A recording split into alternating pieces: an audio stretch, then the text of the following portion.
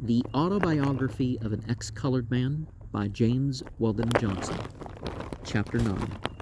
I did not feel at ease until the ship was well out of New York Harbor, and, notwithstanding the repeated reassurances of my millionaire friend and my own knowledge of the facts in the case, I somehow could not rid myself of the sentiment that I was, in a great degree, responsible for the widow's tragic end. Well, to a degree, we do bear responsibility for those things that we have an effect on. We had brought most of the morning papers abroad with us, but my great fear of seeing my name in connection with the killing would not permit me to read the accounts, although in one of the papers I did look at the picture of the victim, which did not in the least resemble her. This morbid state of mind, together with seasickness, kept me miserable for 3 or 4 days. At the end of that time, my spirits began to revive, and I took an interest in the ship, my fellow passengers, and the voyage in general. On the 2nd or 3rd day out, we passed several spouting whales, but I could not arouse myself to make the effort to go to the other side of the ship to see them. A little later, we ran in close proximity to a large iceberg. I was curious enough to get up and look at it, and I was fully repaid for my pains. The sun was shining full upon it, and it glistened like a mammoth diamond cut with a million facets. As we passed it, constantly changed its shape. At each different angle of vision, it assumed new and astonishing forms of beauty. I watched it through a pair of glasses, seeking to verify my early conception of an iceberg. In the geographies of my grammar school days, the pictures of icebergs always included a stranded polar bear standing desolately upon one of the snowy crags. I looked for the bear, but if he was there, he refused to put himself on exhibition. It was not, however, until the morning that we entered the harbor of Havre that I was able to shake off my gloom. Then the strange sights, the chatter in an unfamiliar tongue, and the excitement of landing and passing the customs official caused me to forget completely the events of a few days before. Indeed, I grew so light-hearted that when I caught my first sight of the train, which was to take us to Paris, I enjoyed a hearty laugh. The toy-looking engine, the stuffy little compartment cars with tiny, old-fashioned wheels, struck me as being extremely funny. But before we reached Paris, my respect for our train rose considerably. I found that the tiny engine made remarkably fast time, and that the old-fashioned wheels ran very smoothly. I even began to appreciate the stuffy cars for their privacy. As I watched the passing scenery from the car window, it seemed too beautiful to be real. The bright-colored houses against the green background impressed me as the work of some idealistic painter. Before we arrived in Paris, there was awakened in my heart a love for France, which continued to grow stronger, a love which today makes that country for me the one above all others to be desired. We rolled into the station, Saint-Lazare, about 4 o'clock in the afternoon, and drove immediately to the Hotel Continental. My benefactor, humoring my curiosity and enthusiasm, which seemed to please him very much, suggested that we take a short walk before dinner. We stepped out of the hotel and turned to the right into the Rue de Rivoli, when the vista of the Place de la Concorde and the Champs Elysees suddenly burst on me. I could hardly credit my own eyes. I shall attempt no such supererogatory task as a description of Paris. I wish only to give briefly the impressions which that wonderful city made upon me.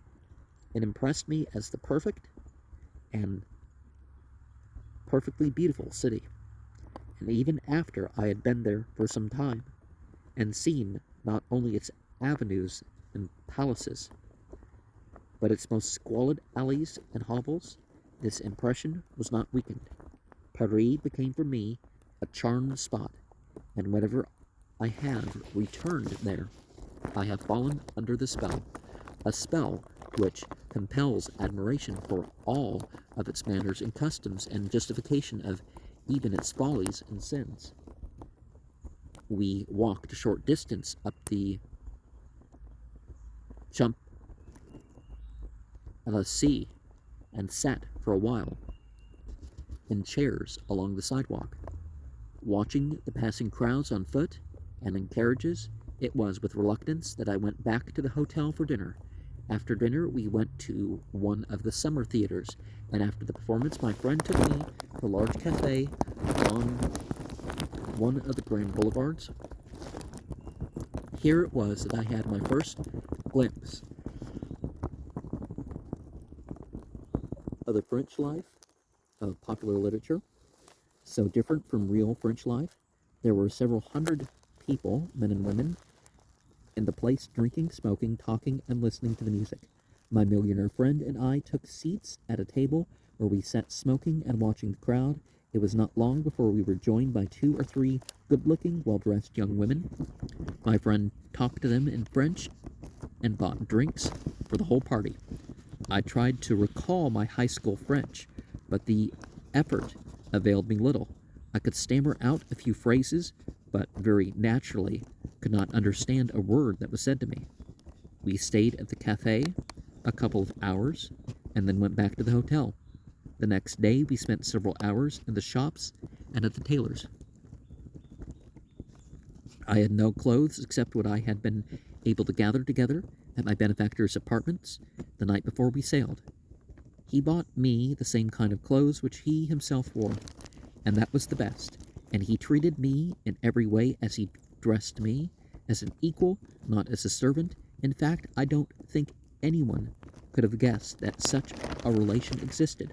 My duties were light and few, and he was a man full of life and vigor, who rather enjoyed doing things for himself. He kept me supplied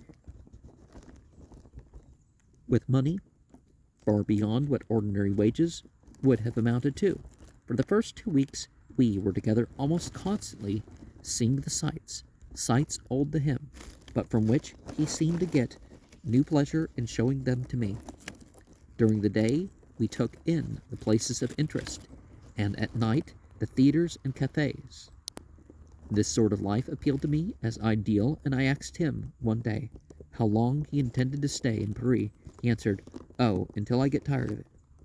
I could not understand how that could ever happen. As it was, including several short trips to the Mediterranean, to Spain, to Brussels, and to Ostend, we did remain there 14 or 15 months. We stayed at the Hotel Continental about 2 months of this time. Then my millionaire took apartments, hired a piano, and lived almost the same life he lived in New York. He entertained a great deal, some of the parties being a good deal more blasé than the New York ones. I played for the guests at all of them with an effect which, to relate, would be but a tiresome repetition to the reader. I played not only for the guests, but continued, as I used to do in New York, to play often for the host when he was alone. This man of the world, who grew weary of everything, and was always searching for something new, appeared never to grow tired of my music. He seemed to take it as a drug. He fell into a habit which caused me no little annoyance. Sometimes he would come in during the early hours of the morning, and finding me in bed asleep, would wake me up and ask me to play something. This, so far as I can remember, was my only hardship during my whole stay with him in Europe. After the first few weeks spent in sightseeing, I had a great deal of time left to myself. My friend was often I did not know where. When not with him, I spent the day nosing about all the curious nooks and corners of Paris. Of this I never grew tired. At night I usually went to some theater, but always ended up at the big cafe on the Grand Boulevards. I wish the reader to know that it was not alone the gaiety which drew me there. Aside from that, I had a laudable purpose. I had purchased an English-French conversational dictionary, and I went there every night to take a language lesson. I used to get 3 or 4 of the young women who frequented the place at a table and buy beer and cigarettes for them. In return, I received my lesson. I got more than my money's worth, for they actually compelled me to speak the language. This, together with reading the papers every day, enabled me within a few months to express myself fairly well, and before I left Paris, to have more than ordinary command of French. Of course, every person who goes to Paris could not dare to learn French in this manner, but I can think of no easier or quicker way of doing it. The acquiring of another foreign language awoke me to the fact that with a little effort I could secure an added accomplishment as fine and valuable as music, so I determined to make myself as much of a linguist as possible. I bought a Spanish newspaper every day in order to freshen my memory on that language, and for French, devised what was, so far as I knew, an original system of study. I compiled a list which I termed 300 necessary words. These I thoroughly committed to memory. Also, the conjunction of the verbs which were included in the list. I studied these words over and over, much like children of a couple of generations ago studied the alphabet. I also practiced a set of phrases like the following: how? What did you say? What does the word mean? I understand all you say except, please repeat, what do you call, how do you say? These I called my working sentences. In an astonishingly short time, I reached the point where the language taught itself, where I learned to speak merely by speaking. This point is the place which students taught foreign languages in our schools and colleges find great difficulty in reaching. I think the main trouble is that they learn too much of a language at a time. The French child with a vocabulary of 200 words can express more spoken ideas than a student of French can with a knowledge of 2,000. A small vocabulary, the smaller the better, which embraces the common everyday used ideas, thoroughly mastered, is the key to a language. When that much is acquired, the vocabulary can be increased simply by talking. And it is easy. Who cannot commit 300 words to memory? Later, I tried my method, if I may so term it, with German, and found that it worked in the same way. Now, one of the things that a person probably shouldn't do is to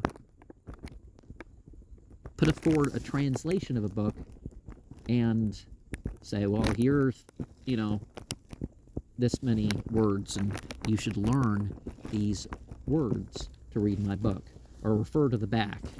And, so if you're going to use the book, it kind of forces you to learn the word. It's like,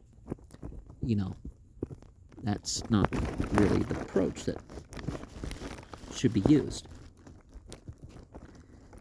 I spent a good many evenings at the Grand Opera.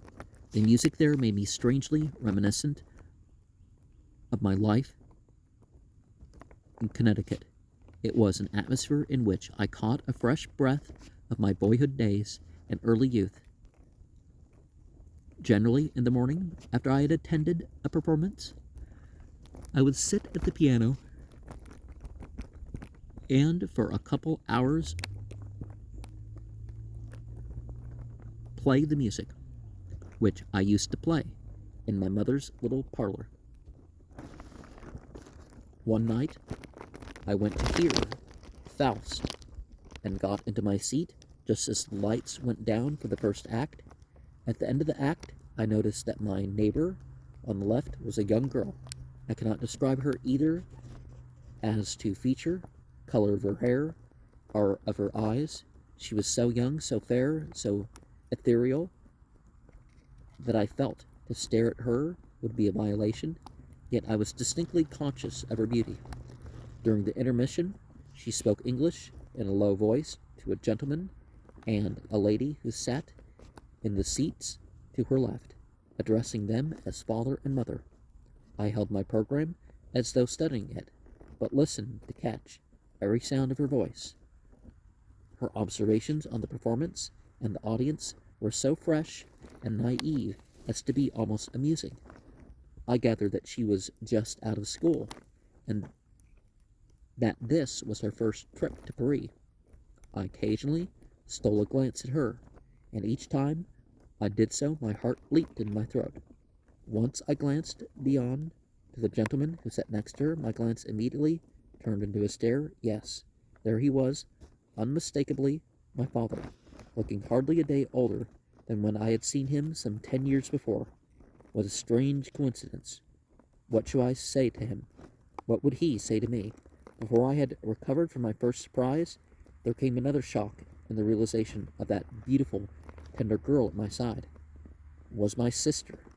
Then all the springs of affection in my heart stopped since my mother's death, burst out in fresh and terrible torrents, and I could have fallen at her feet and worshipped her. They were singing the second act, but I did not hear the music. Slowly, the desolate loneliness of my position became clear to me. I knew that I could not speak, but I would have given a part of my life to touch her hand with mine and call her sister. I sat through the opera until I could stand it no longer. I felt that I was suffocating. Valentine's love seemed like a mockery, and I felt an almost uncontrollable impulse to rise up and scream to the audience. Here, in your very midst, is a tragedy, a real tragedy. Yeah, if you ever feel like doing that sort of thing, don't. This impulse grew so strong that I became afraid of myself. In the darkness of one of the scenes, I stumbled out of the theater. I walked aimlessly for about an hour or so, my feelings divided between a desire to weep and a desire to curse. I finally took a cab and went from cafe to cafe, and for one of the very few times in my life, drank myself into a stupor. It was unwelcome news for me when my benefactor, I could not think of him as employer, informed me that he was at last tired of Paris. This news gave me, I think, a passing doubt as to sanity. I had enjoyed life in Paris, and taking all things into consideration, I enjoyed it wholesomely. One thing which greatly contributed to my enjoyment was the fact that I was an American. Americans are immensely popular in Paris, and this is not due solely to the fact that they spend lots of money there, for they spend just as much or more in London, and in the latter city they are merely tolerated because they do not spend. They're merely tolerated because they do spend.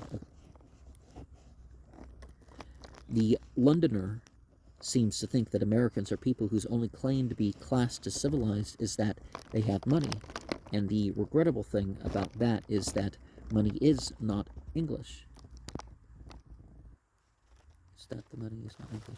But the French are more logical and freer from prejudices than the British, so the difference of attitude is easily explained. Only once in Paris did I have cause to blush for my American citizenship. Well, if you're not responsible for what your country does, I had become quite friendly with a young man from Luxembourg, whom I had met at the big cafe. He was a stolid, slow-witted fellow, but as we say, with a heart of gold. He and I grew attached to each other and were together frequently. He was a great admirer of the United States and never grew tired of talking to me about the country and asking for information. It was his intention to try his fortune there some day. One night he asked me in a tone of voice which indicated that he expected an authoritative denial of an ugly rumor. Did they really burn a man alive in the United States? I never knew what I stammered out to him as an answer. I should have felt relieved if I could even have said to him, well, only once. Well, the difference in the crime rate, America versus other places, only increased in the next 100 years, right? Well, maybe not only increased, but, When we arrived in London, my sadness at leaving Paris was turned into despair. After my long stay in the French capital, huge, ponderous, massive London seemed to me as ugly a thing as man could contrive to make. I thought of Paris as a beauty spot on the face of the earth, and of London as a big freckle. But soon London's massiveness, I might say its very ugliness, began to impress me. I began to experience that sense of grandeur which one feels when he looks at a great mountain or a mighty river. Beside London, Paris becomes a toy, a pretty plaything, and I must own that before I left the world's metropolis. I discovered much there that was beautiful. The beauty in and about London is entirely different from that in and about Paris, and I could not but admit that the beauty of the French city seemed handmade, artificial, as though set up for the photographer's camera. Everything nicely adjusted so as not to spoil the picture, while that of the English city was rugged, natural, and fresh. How these two cities typify the two peoples who built them. Even the sound of their names express a certain racial difference. Paris is the concrete expression of the gaiety, regard for symmetry, love of art, and I might well add, the morality of the French people. London stands for the conservatism, the solidarity, the utilitarianism, and I might well add, the hypocrisy of the Anglo-Saxon. It may sound odd to speak of the morality of the French, if not of the hypocrisy of the English, but this seeming paradox impressed me as a deep truth.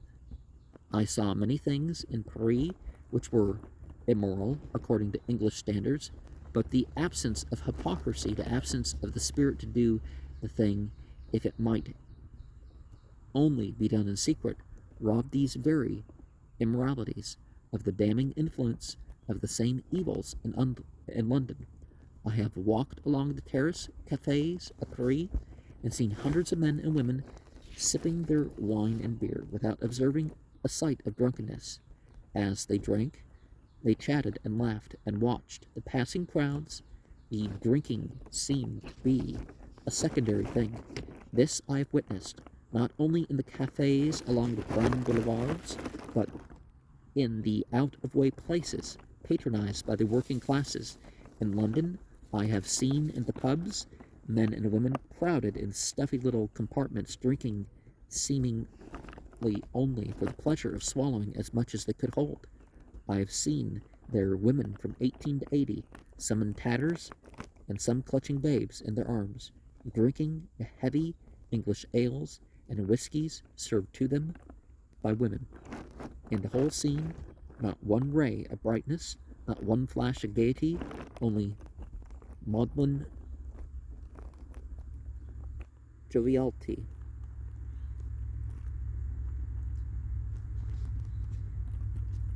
Our grim despair. And I have thought, if some men and women will drink, and it is certain that some will, is it not better that they do so under the open sky and the fresh air, and huddled together in some close, smoky room? There is a sort of frankness about the evils of Paris which robs them of much of the seductiveness of things forbidden.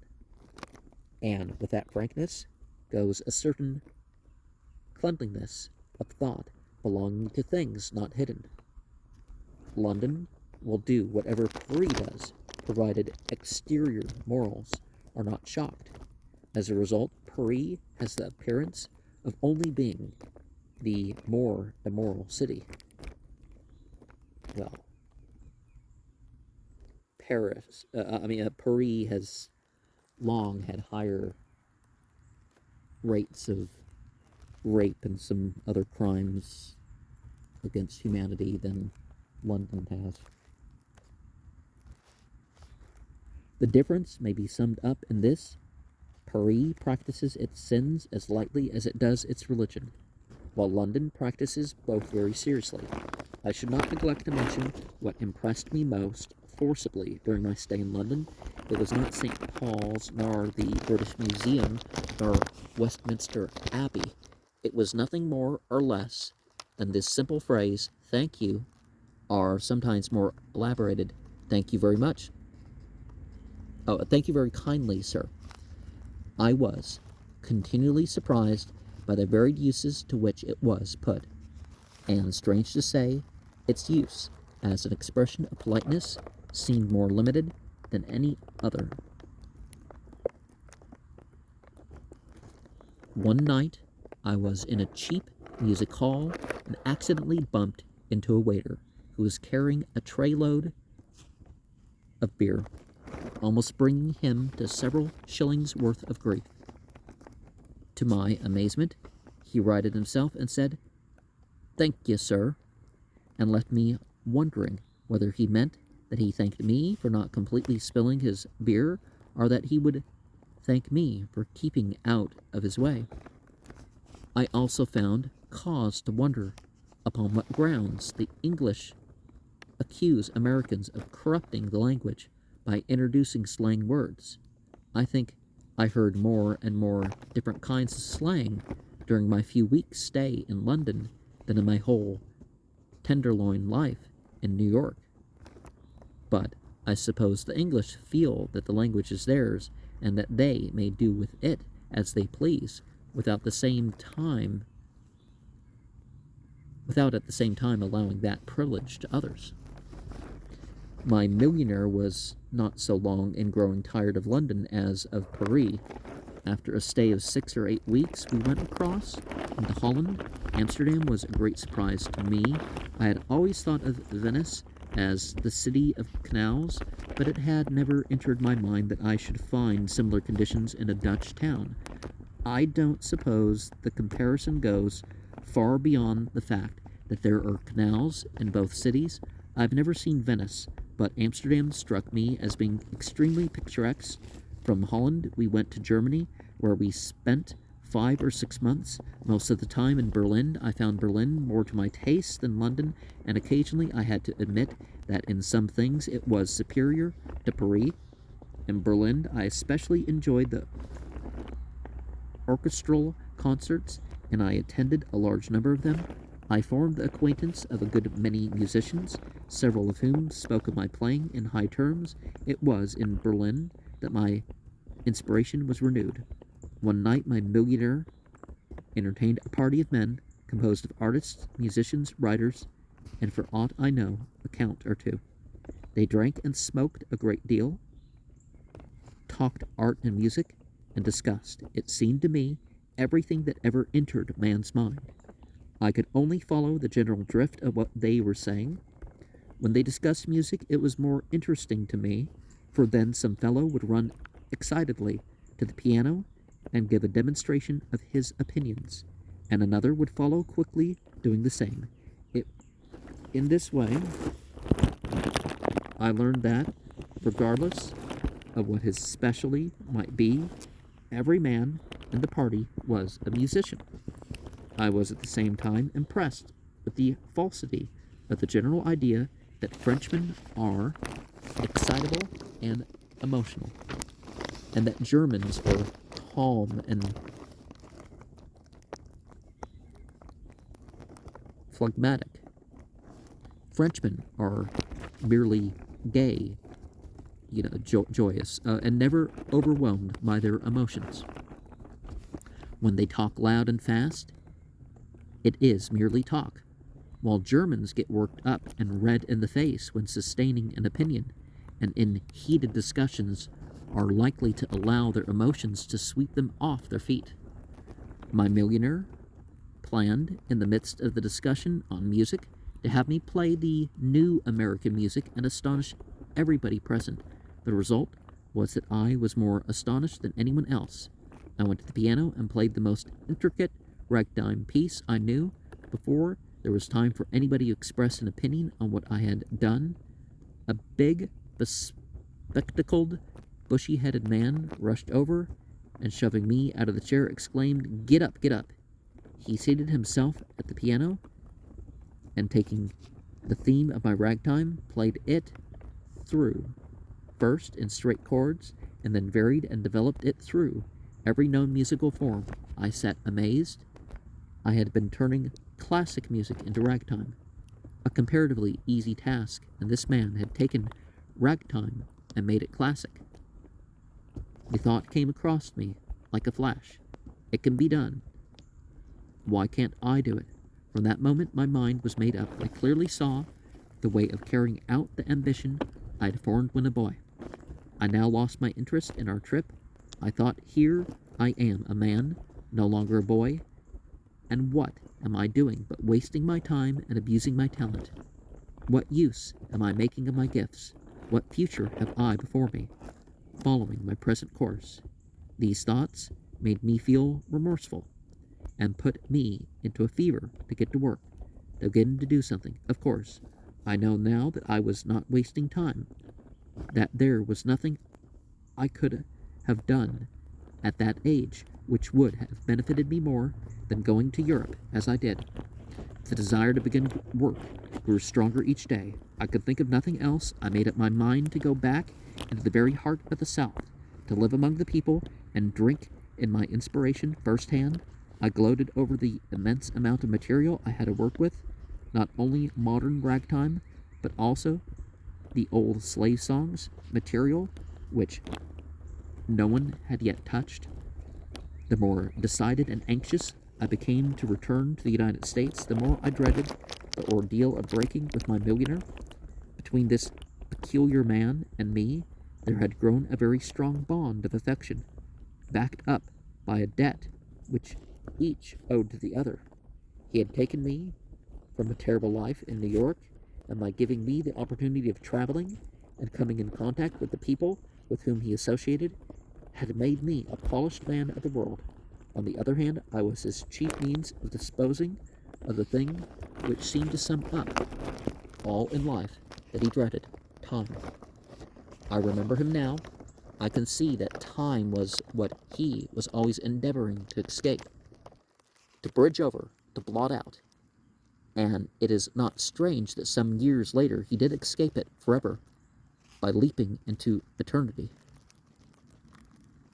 For some weeks, I waited for just the right moment in which to tell my patron of my decision. Those weeks were a trying time to me. I felt that I was playing the part of a traitor to my best friend. At length, one day he said to me, "Well, get ready for a long trip. We are going to Egypt and then to Japan." The temptation was for an instant almost overwhelming, but I summoned determination enough to say, "I don't think I want to go." "What?" he exclaimed. "You want to go back to your dear Paris?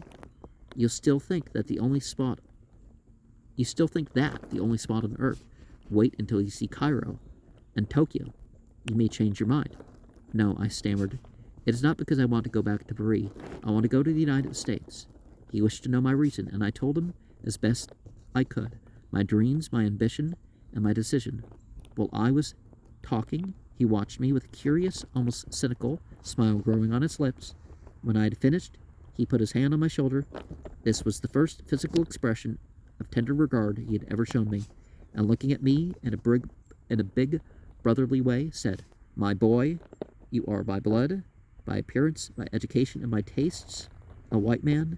Now, why do you want to throw your life away amidst the poverty and ignorance and the hopeless struggle of the black people of the United States? Then look at the terrible handicap you're placing on yourself by going home and working as a Negro composer. You could never be able to get the hearing for your work which it might deserve. I doubt that even a white musician of recognized ability could succeed there by working on the theory that American music should be based on Negro themes. Music is a universal art. Anybody's music belongs to everybody. You can't limit it to race or country. Now, if you want to become a composer, why not stay right here in Europe? I will put you under the best teachers on the continent. Then, if you want to write music on Negro themes, why go ahead and do it. We talked for some time on music and the race question. On the latter subject, I had never before heard him express any opinion. Between him and me, no suggestions of racial differences had ever come up. I found that he was a man entirely free from prejudice, but he recognized that prejudice was a big, stubborn entity which had to be taken into account. He went on to say, "This idea you have of making a Negro out of yourself is nothing more than a sentiment, and you do not realize the fearful import of what you intend to do. What kind of Negro would you make now, especially in the South, if you had remained there? Or, perhaps, even in your club in New York, you might have succeeded very well, but now you would be miserable. I can imagine no more dissatisfied human being than an educated, cultured, and refined colored man in the United States. I have given more study to the race question in the United States than you may suppose, and I sympathize with the Negroes there. But what's the use? I can't right their wrongs, and neither can you. They must do that themselves. They are unfortunate in having wrongs to right, and you would be foolish to unnecessarily take their wrongs on your shoulders. Perhaps some day, through study and observation, you will come to see that evil is a force, and like the physical and chemical forces, we cannot annihilate it. We might only change its form. We light upon one evil and hit it with all the might of our civilization, but only succeed in scattering it into a dozen of other forms. We hit slavery through a great civil war. Did we destroy it? No. We only changed it into hatred between sections of the country. In the South, into political corruption and chicanery, the degradation of the blacks through peonage, unjust laws, unfair and cruel treatment, and the degradation of the whites by their resorting to these practices. The paralyzation of the public consciousness and the ever-overhanging dread of what the future may bring. Modern civilization hit ignorance of the masses through the means of popular education. What has it done but turn ignorance into anarchy, socialism, strikes, hatred between poor and rich, and universal discontent? In like manner, modern philanthropy hit at suffering and disease through asylums and hospitals. It prolongs the sufferers' lives, it is true, but is at the same time sending down strains of insanity and weakness into future generations. My philosophy of life is this: make yourself as happy as possible and try to make those happy whose lives come into touch with yours. But to attempt to right the wrongs and ease the sufferings of the world in general is a waste of effort. You had just as well try to bail the Atlantic by pouring the water into the Pacific. This tremendous flow of serious talk from a man I was accustomed to see either gay, joyous, or taciturn, so surprised and overwhelmed me that I could not frame a reply. He left me thinking over what he had said. Whatever was the soundness of his logic or the moral tone of his philosophy, his argument greatly impressed me. I could see, in spite of the absolute selfishness upon which it was based, that there was reason and common sense in it. I began to analyze my own motives and found that they, too, were very largely mixed with selfishness. Was it more a desire to help those I considered my people, or a desire to distinguish myself, which was leading me back to the United States? That is a question I have never definitely answered. For several weeks longer, I was in a troubled state of mind, added to the fact that I was loath to leave my good friend. was the weight of the question he had aroused in my mind. Whether I was not making a fatal mistake, I suffered more than one sleepless night during that time. Finally, I settled the question on purely selfish grounds. In accordance with my millionaire's philosophy, I argued that music offered me a better future than anything else I had any knowledge of, and in opposition to my friend's opinion that I should have the greater chances of attracting attention as a colored composer than as a white one, but I must own that I also felt stirred by an unselfish desire to voice all the joys and sorrows, the hopes and ambitions of the American Negro in classic music form. When my mind was fully made up, I told my friend. He asked me when I intended to start. I replied that I would do so at once. He then asked me how much money I had. I told him that I had saved several $100s out of sums he had given me. He gave me a check for $500, told me to write to him, care of his Paris bankers, if I ever needed his help, wished me good luck, and bade me goodbye. All this he did almost coldly, and I often wondered whether he was in a hurry to get rid of what he considered a fool, or whether he was striving to hide deeper feelings of sorrow. And so, I separated from the man who was, all in all, the best friend I have ever had, except my mother, the man who exerted the greatest influence ever brought into my life, except that exerted by my mother. My affection for him was so strong, my recollections of him are so distinct, he was such a peculiar and striking character, that I could easily fill several chapters with reminiscences of him, but for fearing of tiring the reader, I shall go on with my narration. I decided to go to Liverpool and take ship for Boston. I still had an uneasy feeling about returning to New York, and in a few days I found myself aboard ship.